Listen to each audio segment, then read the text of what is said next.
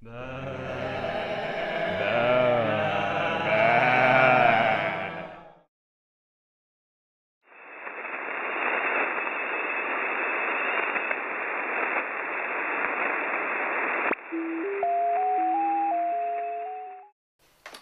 what's up everyone? This is Grant. This is Luke. And this is Nerd Week. This is our episode that we're going to start off with, and we're going to talk about nerdy things that we have chosen today. And so, why don't we go ahead and get started? This is a nice little setup that you've got here. Thanks, man. Pretty spiffy. Yeah, it does need a little bit of improvement, but we'll make sure to have it look like a good podcasting studio. Mm-hmm. Definitely. So, what we wanted to talk about a little bit is about Arrow and about the Flash. So, did you see the Flash and Arrow episode that just recently came out? Yeah, let's start with the Arrow one. The Arrow, like that episode, and for those of you who basically are a little behind, spoilers! Spoiler! Basically, well, with this show, actually, there's going to be spoilers all the time, but we'll still say that. Yeah, exactly. For this episode of Arrow, the one that came out last week, which was, I don't remember the date, but it was while there was a break. Basically, Ra's al Ghul wanted Oliver to take his place as Ra's al Ghul. Now, when it ended that way, I was super surprised, because I didn't think that it would take that turn. I thought that he would just continue to try and fight bad guys, try and save his city, and now it's like, I want you to take my place, and so it's like, okay, so if he takes his place, is he still going to try and save his city? And if he does, he could probably have more help with saving his city. Exactly, and that's exactly what the next episode was all about. Like, Ra's al Ghul pretty much was trying to convince Oliver that, hey, you've got unlimited resources here. Yeah. I've got everything that you need to be able to save your city, save everything, and he's, Oliver is just not convinced. He's just like, you're a murderer. What the hell, And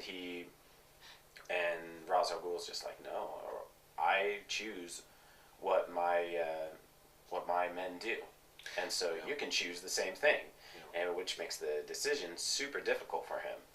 Yeah. Do you know why he chose Oliver as Ra's al Ghul? He chose Oliver because he was the first. Supposedly there was a prophecy that if Ra's al Ghul kills somebody with his sword and he still lives, that he becomes the next Ra's al Ghul. Yeah. And that was the prophecy, and so in that later on episode, they pretty much just said, you know what, if you are part of the prophecy, Ra's al Ghul is not asking you, he's telling you, you're going to be the next heir. Yeah, pretty much. And it's interesting because when, at the end of not the recent episode, but the episode before that, when Ra's al Ghul said to Oliver, I want you to take my place, I was surprised. I didn't know why. But later on when they were talking about it, they're like, he wants you to take his place because you survived. And it's like, oh, okay, it's not because he likes Oliver. It's because this is the prophecy. This is how it's supposed to happen. So Ra's al Ghul's like, you survived. You have to take my place. Ra's al Ghul probably can't even break the rules. Yes, that's exactly it. The League of Assassins has always been about just keeping the unit together and trying to, always having a Ra's al Ghul. Yeah. And even back in the Batman series, when I love the Batman series. I love how they portrayed Ra's al Ghul in the Batman series. Every single time he knows who Batman is. He knows who Bruce Wayne is, and he always refers to him as detective. Yeah. I always found that just like a step up from the norm of every single villain, and that's one of the reasons why I liked Ra's al Ghul. But even in that series, they always had kind of like a proper thing to do, and Ra's al Ghul was always bound to that. You know, he may have had the Lazarus Pit to keep him alive for years, but he always was bound by a certain set of rules. Mm-hmm. You know, and I really like that element and how they brought that element to the Arrow. You know, it wasn't always about just just killing people and everything like that. It's about bringing balance. And what the reason that they collide and why Batman and Oliver Queen collide with the League of Assassins is because the League kills people, and Batman doesn't kill people, neither does Oliver Queen. Right. And one gets results through killing, the other one gets the results through mercy and injuring, I think. Injuring as close to death as possible before they capture them, if you know what I mean. Right. Alright, so I think we've touched on that point good enough. Let's move on to The Flash, which I'm like, just, wow. Oh my gosh, I was blown away. Okay, big ass spoilers. Seriously, so everybody who's listening, spoiler alert. If you haven't seen the episode, go watch it. I highly recommend it. Oh man. So, I'm just going to go straight into it and go into detail. The first, 10 minutes of it, maybe 15 minutes, were pretty good, where, he was doing his thing, running around, being fast. Especially the part where Barry and his dad were in the car, and the bad guy was behind them and had the electricity come down, and it was going in slow motion, so Barry was like, he had enough time to just get him out of the car before the electricity or the thunder. That part was super cool. Seriously, props to the animators and anybody who made that scene possible. It looked super good. It really did. It was great. And then later on, everything was happening in a certain way. The part when the weather guy, I don't know, what was the name that they gave him? I can't even remember. I know that he had hail for powers. I think what's his name called it? Weather Wizard? Weather Wizard, yeah. Weather Wizard, that's what Anyways, it was. So Weather Wizard was basically on the ship or something, and just had this big ass wave come towards the city. And so Barry was like, I really need to do something about this, but I'm with Iris. I'm standing with her right now. And it was just amazing. Oh man. Because basically, first off, he had to run very fast in order to stop the wave from coming. And then second of all, he actually showed Iris that he was the Flash. And then third, he actually kissed Iris, because he's like, this is probably the end. If it ends, I'm going to kiss you and tell you how I feel. And then he's running back and forth, super, super fast. He ends up going back in time. And I actually talked to my other friends about that, and they're like, if he went back in time, he can change the past. Or for the future, I should say. But not only that, with him kissing Iris and her finding out about him being the Flash, it basically has been... Erased it. Erased it. It's gone. It's just not going to happen, so it was kind of a waste for that to happen. Although it kind of wasn't a waste, because he knows that it happened. He kissed her. He knows what it's like to kiss her now. So it probably took the edge off of him wanting to be with her. Maybe. More than likely, yes. And, the reason why I like this, time travel to me is always just it seems like if somebody went back in time and just changed everything, the whole story of what happened, how he struggled and everything, all of a sudden he just goes back in time, fixes everything. To me, it kind of is like a cheap way of getting rid of stuff. Yeah. Just a total cheap way. Yeah. But I liked how it progressed the storyline instead of just decompress the storyline. Right. Because one of my biggest hatreds of all time was the Prince of Persia movie. Oh my gosh, dude! So pretty much, beginning part of the movie. Spoiler alert for anybody who hasn't watched this, and you probably shouldn't because it was pointless. Seriously, it was pointless. That's true, because he goes way back in time to the beginning. To the beginning of the movie. Yeah. Yeah. And it's okay, so the entire movie, you're going, bad things happen, death of his brothers, death of everybody, and all of a sudden he gets to the very end, and you know, he's right at that moment, pivotal moment where it's like, hey, I'm going to be a hero, and he's back in time. Yeah. He's right there, and it's like, so everything that you just did was completely pointless. Yeah, pretty much. Like, it didn't progress the storyline, but yeah. At least with the Flash, like, he was meant to go back in time. Right, yeah. And so this moment, even though it was a pivotal moment that doesn't make sense, him going through that and actually able to go back in time progressed the storyline, which I liked. And to him, all these things happened, even though it didn't happen to everybody else. Right, yeah. Although at the end of the movie, he did go find that girl that he went on an adventure with, and basically released to her that he knows about the time traveling stuff, and ended up being with her in the end, if I'm not mistaken. That's on the Prince of Persia, yeah. Yeah. And it to me, it still like was kind of really. I mean, I know what you're saying. Like, if at the end of the movie, if he went back in time, like a little bit, to where it made it so that, you know, they actually defeated the bad guy, then that would have been worth the movie. Mm-hmm. But since he went clear to the back of in time to the beginning before the war even started or anything happened, it seemed like all of that was a waste to even watch. Seriously, in the Family Guy, when Stewie kills Lois, and he sits there and Stewie has the whole headset on, and he gets off after he finds out after killing Lois that he gets killed, and he's just like, I think everybody would just be along for the ride. And Brian's just like, and I agree with Brian, isn't that just a big F you to the entire thing? Just a big middle finger you, dude. Yeah, pretty much. Alright, so let's move on to our next segment, video games. We're going to start with this game, Super Smash Brothers. Came out recently. I know most of you have probably played it by now.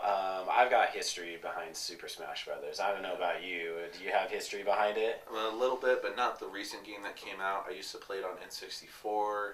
I used to play it on GameCube. I actually liked it on GameCube more than on Nintendo 64 because the Nintendo 64 controller was weirdly made to where I don't know, but I like the GameCube controller, and so I was able to play a lot better on GameCube. I was able to play with Meta Knight and Link without any problems. I was able to play well. I totally agree. I had the GameCube version. The only thing I have history with the N64. I started competitions. I mean, me and my friends, we were playing it every single day. I just remember coming back home and like we would go to school and everything, and during lunchtime we had a friend that was just super close to the school was super close to his home, and we just go to his home and we just be playing, and it was literally just screaming and yelling for about 45 minutes. Right. And you know, of course, I always picked Pikachu or Kirby. I never picked anybody else. My friend was always Captain Falcon every single time. Probably always doing the Falcon Punch, too. Always the Falcon Punch. The Falcon Punch was the most annoying piece of shit I've ever had in my entire life. Yeah. Seriously. And then, of course, there's always the taunt. Show your moves. Yeah. And I just wanted to... But, yeah, like, I was in competitions back in the day. We'd always sit there and... I never was always the best, but at least we were in the competitions. Like, we had a school competition where got the best inside the school, and me and my friend got up to pretty much second place, you know? And we were just so mad. It was Fox and Ness. Whoever plays with Fox and Ness. Fox and Ness. Oh, Ness. But of course, Meta Knight is the worst out of them all. How so? Well, Meta Knight, like in the second one, he just was overpowered. I mean, totally OP. Yeah. If you play it as Meta Knight, you kick him off, you bounce him off, you do everything, and he'd just fly right back. And it wasn't like Kirby, where Kirby could just like had a certain amount of time in the air, and if you just like totally nerfed him while he was in the air, he could eventually not fly anymore, and that's it. In Meta Knight, it wasn't the case. He was flying. He was floating. That was floating. Yeah, I liked his moves more than some of the others. They were pretty good. I mean, I don't remember that. I don't think he can actually throw anything. Like, that's what I liked about some of the characters like Link or Mario. They could throw bombs and fire and stuff. You know, that'd be a good, thing to use. But with Meta Knight, you only had your sword.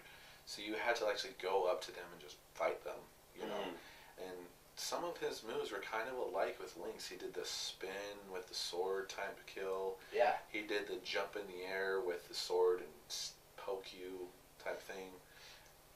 So. Honestly, this new game, definitely fun. I'm glad that they brought Mega Man in. Like. Oh yeah. And you can have 8 people playing now. About damn time. That's so many people though.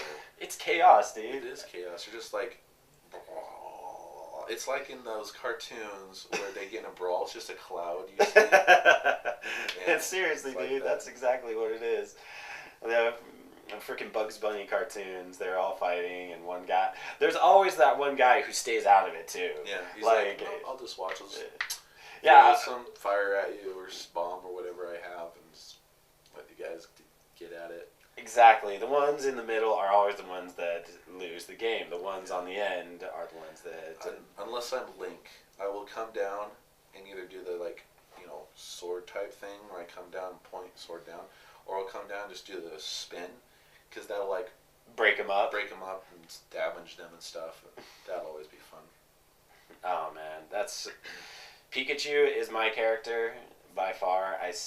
I'm still not good with him yet, just because I don't have the console. But whenever I come over and play, I'm always Pikachu. And once I get my practice down, because I know Pikachu's moves, I can be able to manipulate him way better than I can with Link or Kirby.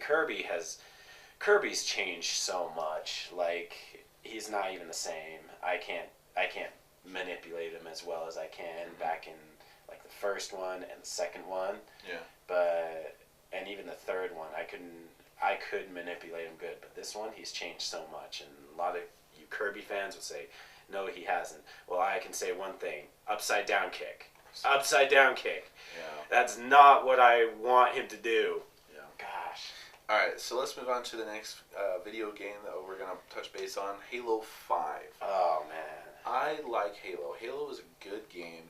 I mean, it was a great idea from the beginning, and they're getting better at it. I saw a preview for it a while ago where it's like, this is how we're going to release it. It looks pretty good, but I haven't seen a whole lot of trailer for it. Yeah.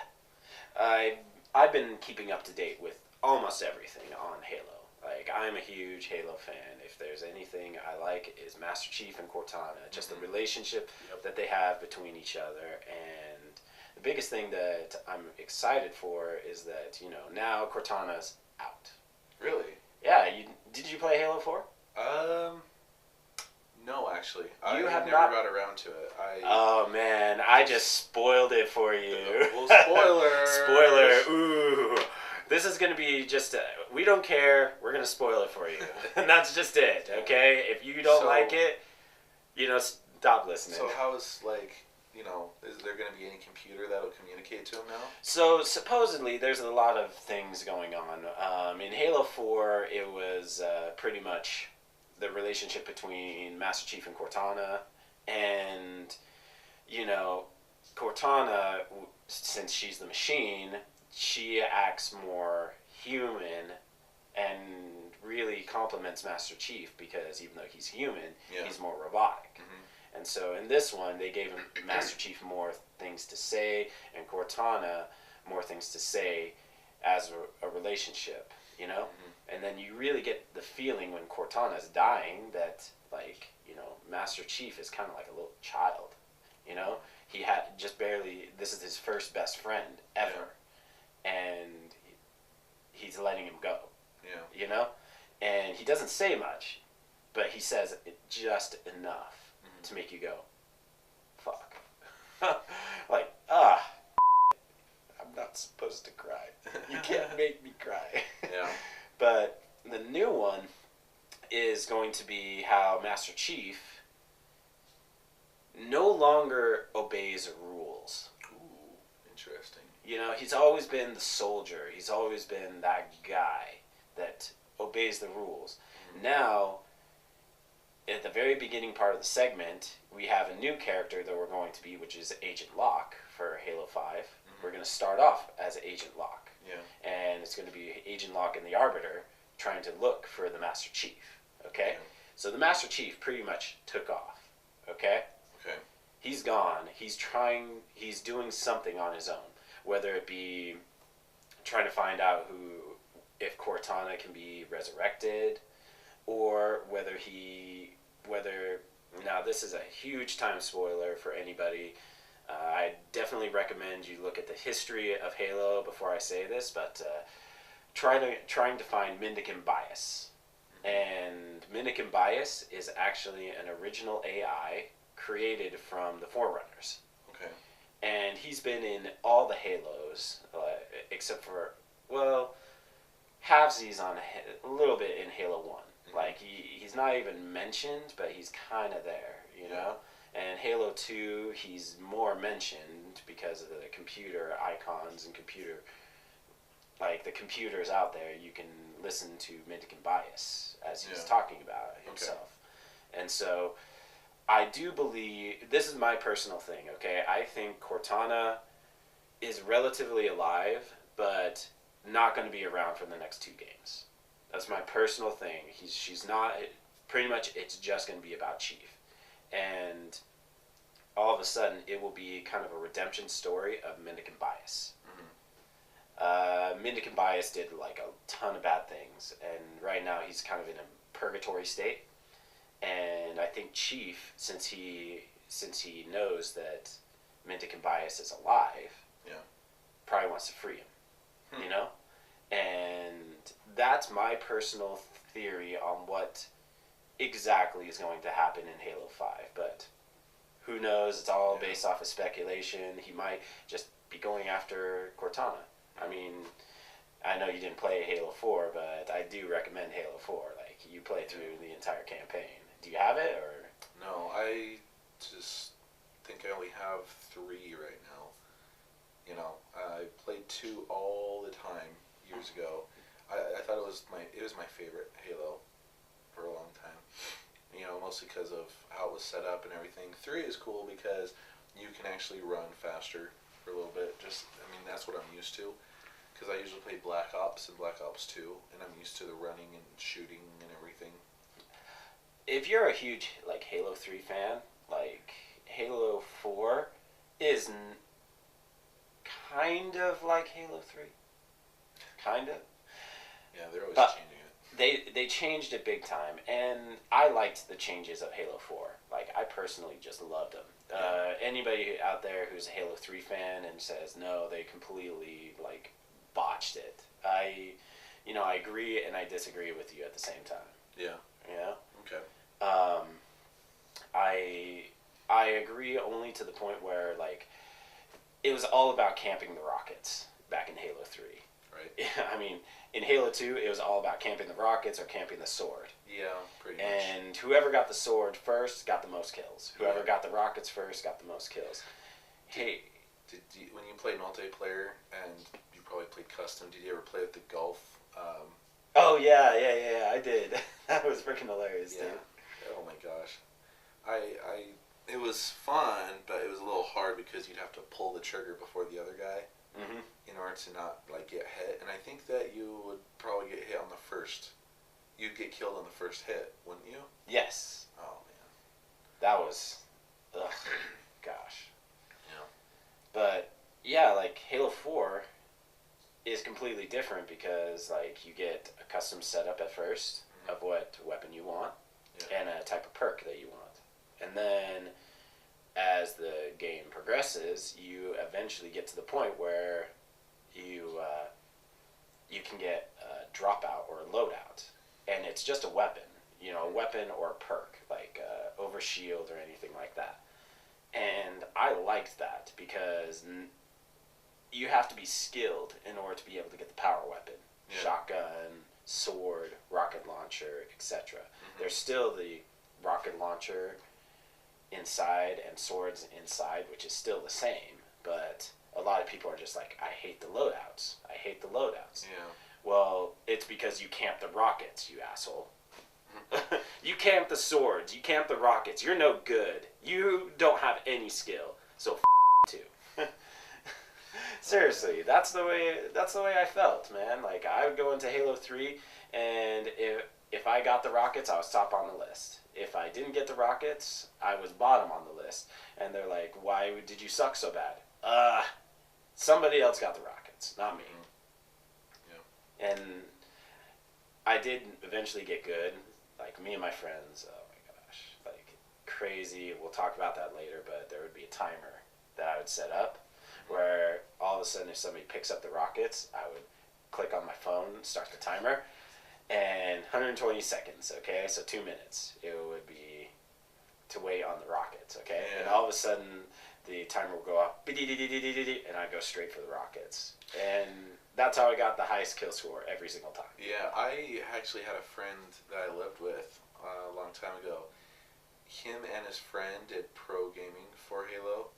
Like, they'd compete and stuff or whatnot online just at the apartment. And they actually kept track of the timing for when things would show up in the map. I would actually sit there next to them and they'd be like, how much longer on the sword or rocket launcher? And like, oh, I think about 15 seconds. Like, are you serious? You're keeping track of time when that shows up? That's like dedication. Like I said, man, I think that's the cheapest thing in the world. If you can earn your kills, then by all means you get the power weapons.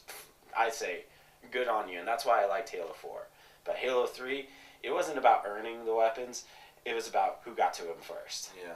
I hated that. Gosh, that was one thing that I hated, but you know, it was effective, everybody loved it, and that was the strategy behind it. It was, all of a sudden when the rockets pop up, the grenades start going off, boom, boom, boom, just around the rockets, and people were dying, and eventually the last person there got the rockets, and you're just like, yeah. Alright, so... Destiny. Oh, man. You played a little bit of Destiny, haven't you? I played it for a while. It was a pretty fun game. Not too bad. It was very interesting, but it was conveniently interesting because of the different things that you could do. Yeah. From what I have been, like, with me experiencing it and playing, basically you can jump, but you can also double jump. You know, you can get higher, and then you can also, I think you can run faster, but then you get this certain power. You can kind of like get this powerful orb and like shoot it at people. And, you know, but I mean, it's besides the fact that you have a gun, you can use a gun and shoot people with that, but you also have these certain kind of powers, you know, that are pretty cool. So I'd say that it's a combination of Halo with, oh, I can't even say what else it's like, really. It pretty much is Halo in space. Not really like the Halo is of course obviously in space, but in like space, yeah. just like Halo Apocalypse, I guess. Yeah. It's more or less just Halo Apocalypse. Maybe magical Halo. Yeah, I guess so. And they wanted to try so hard to make their own thing, Yeah. and you know, leveling system, MMORPG, all this different types of loot, etc. And it kind of, they botched it big time. Yeah, these days they're like trying to be creative with an original game, but it's kind of tough because there's so many games out there that a lot of ideas have been thought of. It's hard to come up with something new. Exactly. You know? Pretty much Destiny, they wanted to make their own thing, and then all of a sudden they're like, oh yeah, you can totally socialize, you can do this, you can do that. World of Warcraft has been doing that for like 10 years, dude. I don't think I can get into World of Warcraft. I hope I never do. I already have. Honestly, I'll never give it up, but it's not because I can't get rid of it. It's just that, you know what? I don't play it as often as I used to. Like, I used to play it day in, day out, every single day, Burning Crusade and Wrath of the Lich King. Eventually, it got to the point where it's just a casual play. Now it's literally like maybe once a week max. Yeah. You know, every once in a while I'll get into the kicks where it's just like, oh yeah, I'm gonna level up the rest of my characters, but after that it's just no. Yeah. But yeah, like Destiny, I played it all the way until level 20. What was the max level there on Destiny? I have no idea. You had no idea? I think it might have been 50 or 80 or something weird up there. It was something like that. I played it, and I played it all the way until 20, and the biggest problem that I had with Destiny was, one, the storyline was just based off of text. Yeah. And you could not skip out on the ship. Like, I understand it's a loadout screen, and they wanted to make it into something really cool, but Yeah. it's like the loadout, they could have just made it into just a loadout screen. We understand that it takes a little while to load up a freaking screen, but we don't need to hear a storyline that nobody wants to listen to and everybody wants to skip. Right, yeah. You know? It's an interesting thing with that. I mean, it's like, what are we going to do to fill time while it's loading? Let's have that computer thing talk about stuff. Oh, okay. Sounds good on paper. Yeah. But when you actually do it, it's like, maybe not. Now everybody's complaining about it. Seriously, like. But seriously, for those of you that are actually watching this podcast, Destiny is a good game. It is. It's good to play and fun, and have at it if you like to play it. Don't stop playing. We are just critiquing just little things here. This is what we're gonna do. All right, so we're going to move on to our next segment, movies. I'm excited for Avengers 2. Oh, of course. There have been a good amount of trailers coming out, each one with a little bit of different clips from the movie, and every time I see a new trailer for it, I get more and more excited. It's just amazing. It's great. It's going to have some sweet action-packed sequences. And apparently a love interest between the Hulk and Black Widow. It looks like it, doesn't it? Yeah. I thought it was going to be like Captain America and Black Widow more, but it seems like they kind of parted ways during the Winter Soldier.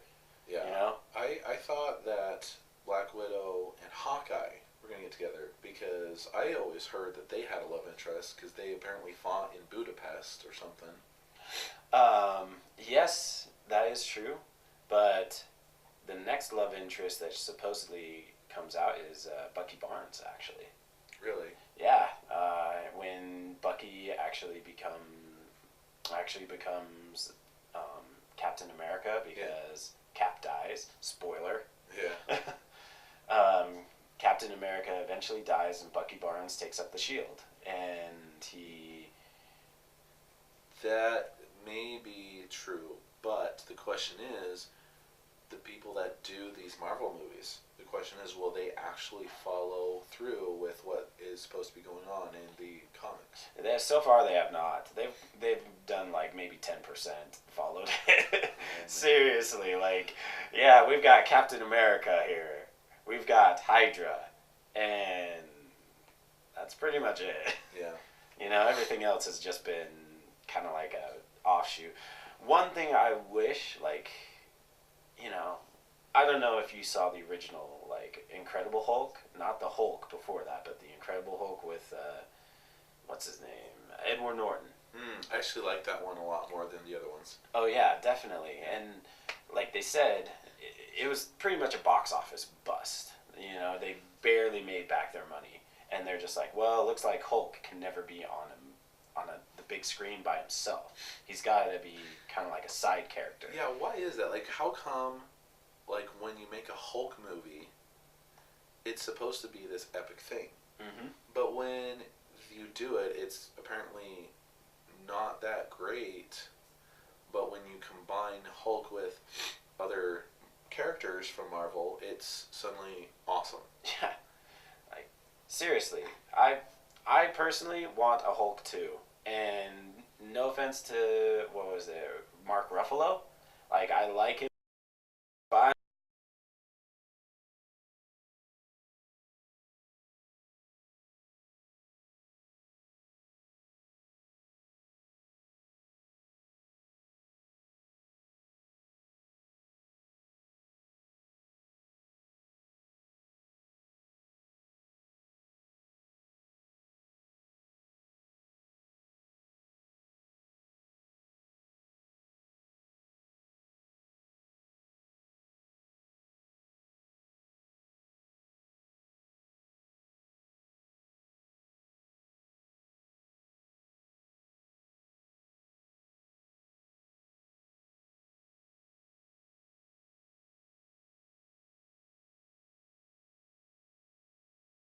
just hope that they actually keep Mark Ruffalo as Hulk now. Yeah. Because they've gone through 3 Hulks, and hopefully this one will stay.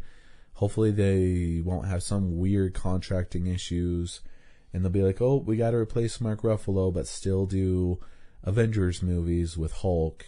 And it's like, well, that sucks.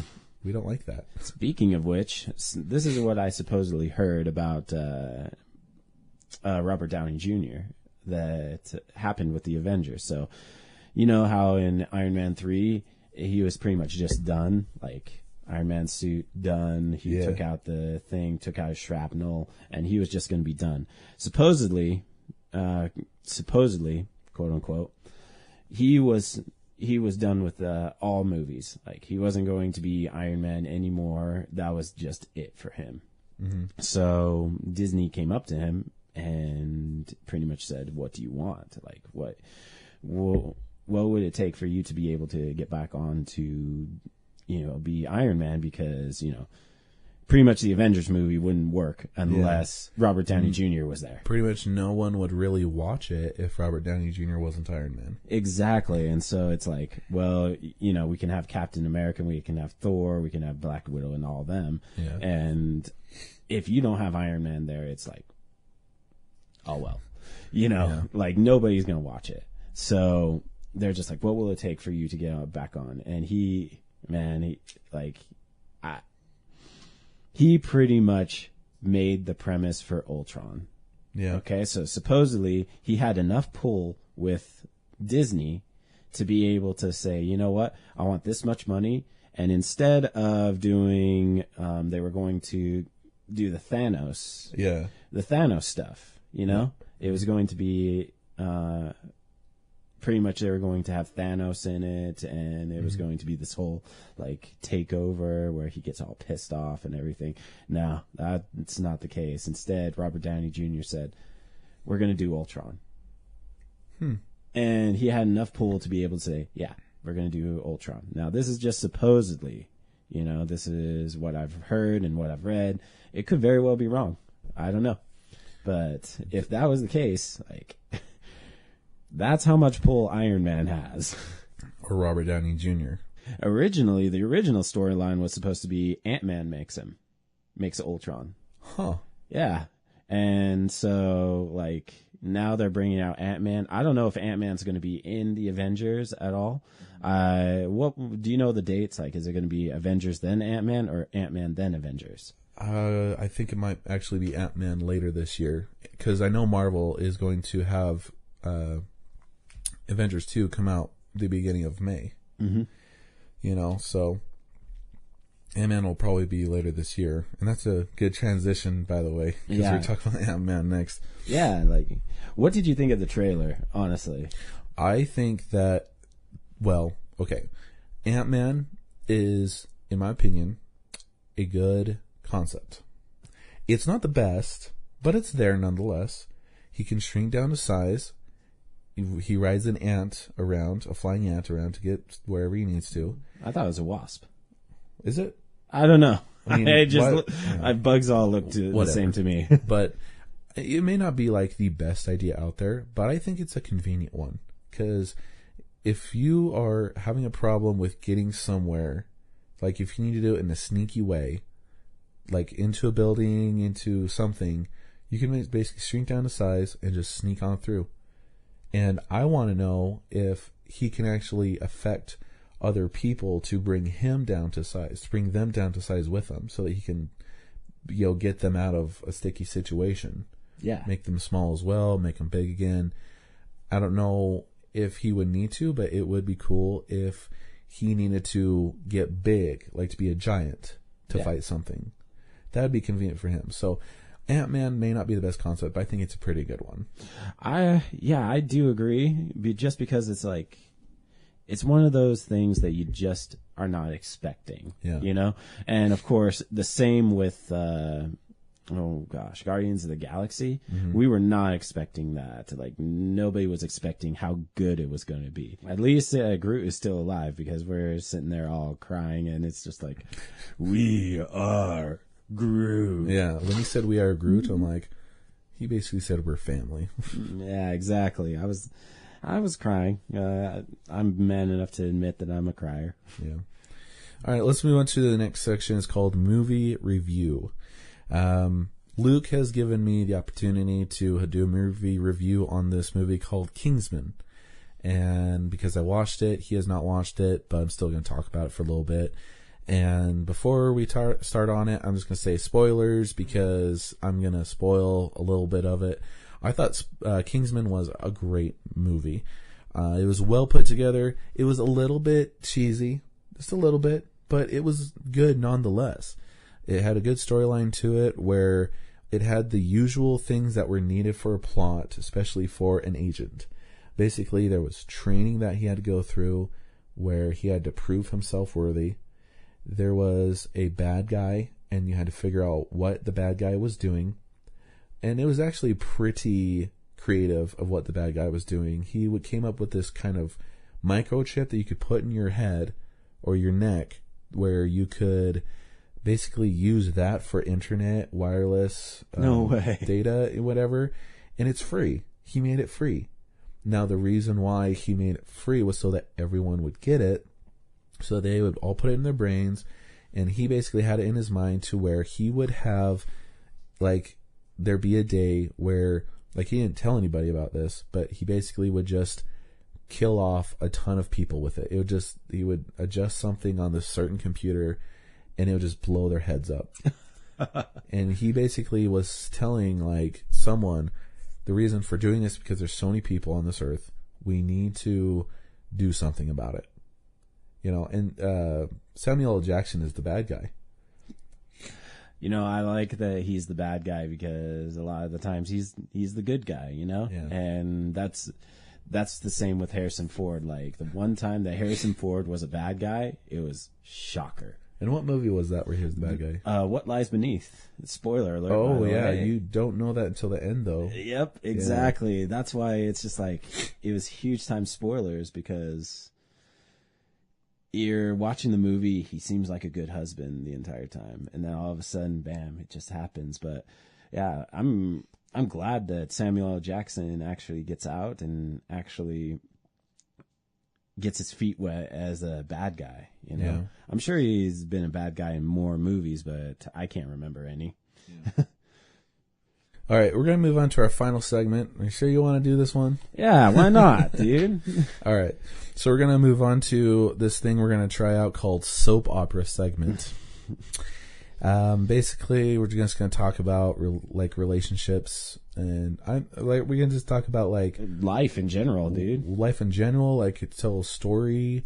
I mean, I don't know if we want to tell every single thing that happened in our lives. I say why not, man. I got a couple of stories that I think are freaking hilarious. Go for it, man. It's last week. My friend Sam, mind you, he's a 30-year-old guy trying to date online. Mm-hmm. Okay, this is a sad case of just oh my gosh, are you kidding me? You can't even ask a woman out. But I get it. I get that he's he's trying as hard as he can. Mm-hmm. Yeah. And so, I love the guy to death, and he's my best friend, but something happened to him that was just fucked up. Mm-hmm. Totally fucked up. Mm-hmm. So he asked this girl out, and this girl is online, mm-hmm. Teacher, 26-year-old too, by the way. Okay? Yeah. 26 years old and a teacher, already done with school, and she's looking for guys online, which is already a sad combination if you think about it. You know, she's done with her career, and she's looking for guys online. You know, so my friend, he finds out that she's going to his page all the time. I can't say the site because I don't want to bring bad rep to the site, but you know, he kept looking at the site and everything like that, and saw that she was there and asked her out. And he didn't want to make it awkward or uncomfortable for her, so you know, he dresses up, he gets with the girl and brings along his roommate along with his girlfriend. Okay. So online dating is scary regardless of circumstance because you have no idea who that person is. He wanted to take the edge off just by having a roommate with a girl right there, you know, instead of just him, you know. Broad daylight, 6:00 in the evening time. Okay. This is happening. They all get together. She seems super excited. Yeah. All right. Just so super excited to be there. All of a sudden, they were going to waffle shop or something like that to grab some crepes or something. Yeah. And the waffle shop is closed. So they're like, okay, well, we're going to go over to this other place. All right. And my friend's on a motorcycle, the girl's in a truck, the other couple is in their car, and she's following my friend. And, you know, he's looking in his rearview mirror every once in a while, seeing if she's there. And, you know, mind you, remember, she seems super excited to be there. All of a sudden, he looks back in his mirror. She's gone. Oh, man. Oh, man. It's right.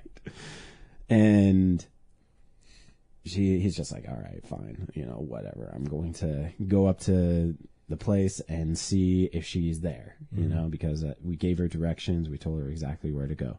The text message went when he got it, and I quote, "My sister is pregnant and feeling really sick right now, and I have to go right now." Yeah.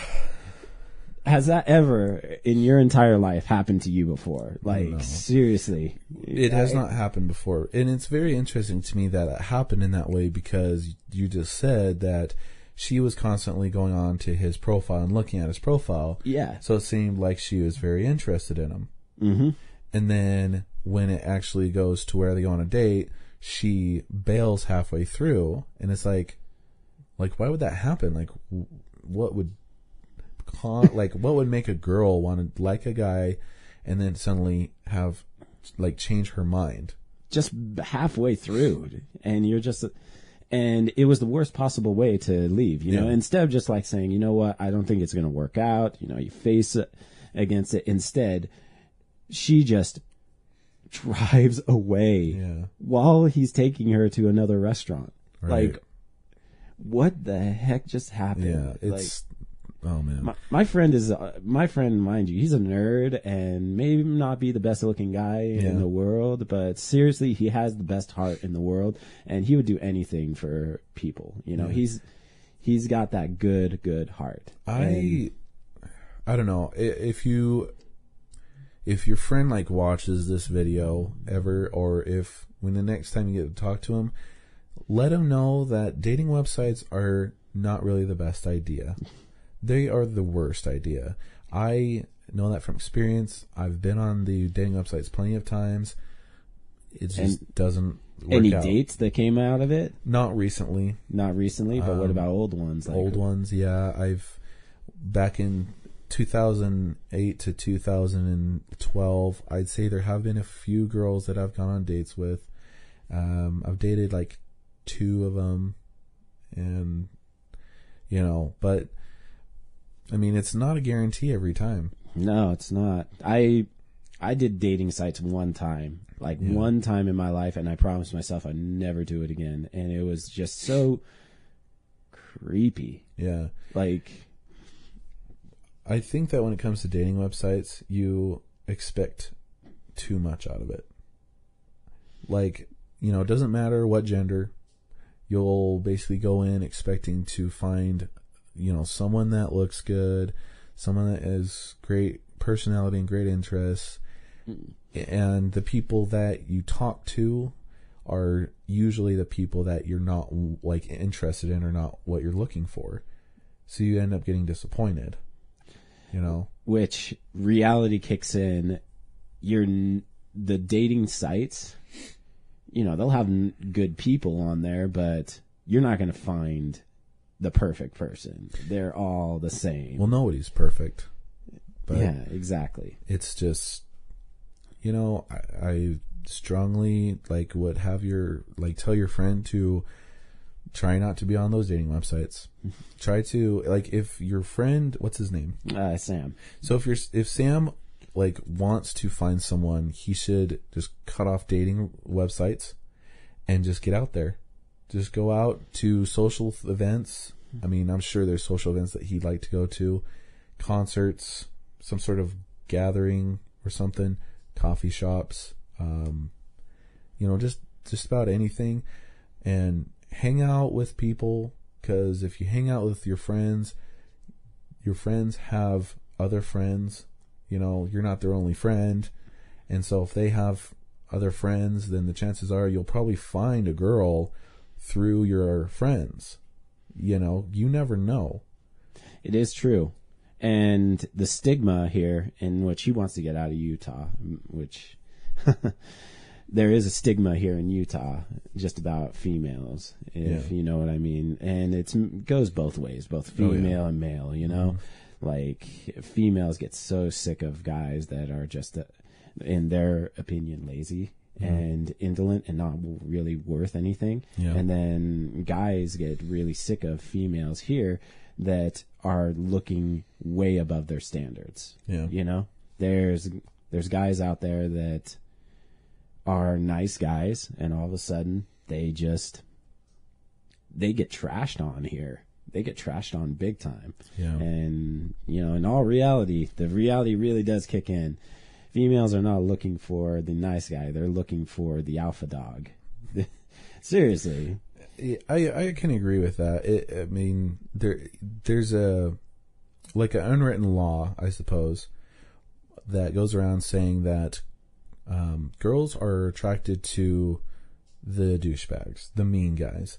And it confuses me as to why that is.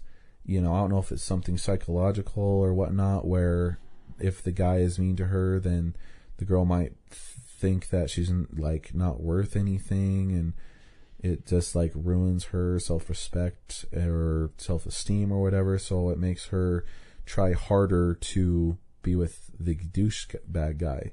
As to where with a nice guy, the nice guy is treating her with respect, being nice to her, you know, giving her what she wants and whatnot, you know, and basically the girl doesn't see that is worth her time because she is getting what she wants easily. And it's well, I'm not interested in this guy because he's just giving me what I want, you know. And there's also that phrase as well where you want what you can't have. Pretty much. I have been through that sometimes in my life, basically years ago, but also kind of recently. You know, there's a girl that I dated last year that, you know, everything was fine, but broke it off, and I can't have her now. And so it's I'm wanting her a lot more since I can't have her. Yeah. You know, and it's well, gotta deal with that, you know. And so, I mean, I've also been on the other storyline, I guess, where I've been nice to a girl because I want to date her. And with being nice to her, it seems like it's not happening and backfiring because, you know, with what I said earlier, nice guys finish last and most likely will not get the girl. Anyways, thanks for watching or listening to our podcast for this episode of Nerd Week.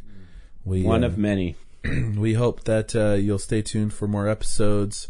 Well, we'll catch you later, all right? See you next week.